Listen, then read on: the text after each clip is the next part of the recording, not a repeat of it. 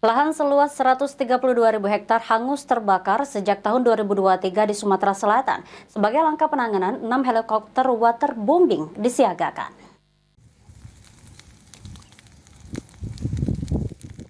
Lahan seluas 132.000 hektar di Sumsel terbakar sejak tahun 2023. Lahannya terbakar lebih luas daripada kebakaran hutan dan lahan pada 2022 lalu.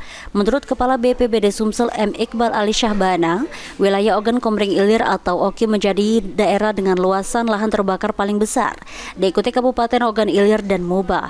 Kegiatan patroli selalu dilakukan untuk mencegah penyebaran api yang meluas, baik patroli mandiri dari Manggala Agni maupun terpadu bersama unsur TNI Polri.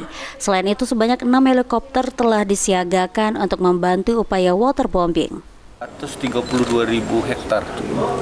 Terbanyak di mana, Pak? Di Oki. Di Oki, Pak. Iya. Pak, persiapan personil sendiri bagaimana, Pak, kolaborasinya juga?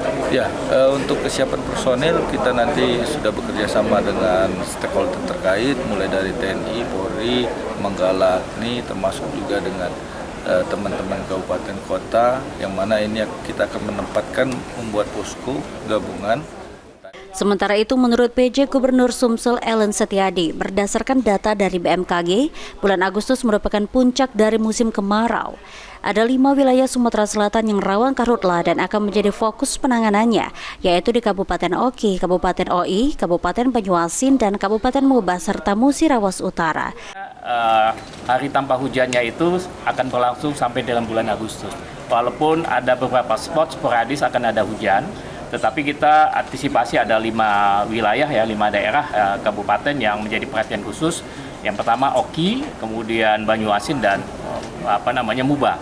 Kemudian ada juga Musirawas Utara, satu lagi Ogan Ilir. Jadi 5 wilayah. 3 super prioritas kita anggap karena ini yang potensinya sangat besar, ditambah Musirawas dengan Ogan Ilir yang menjadi perhatian juga. Ajidalia PAL TV.